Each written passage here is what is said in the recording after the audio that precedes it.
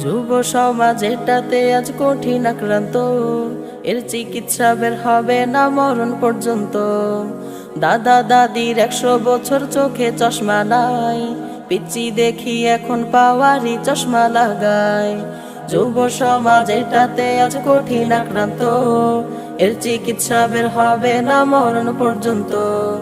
দাদা দাদির 100 বছর চোখে চশমা নাই, পিচ্চি দেখি এখন পাওয়ারি চশমা লাগায়।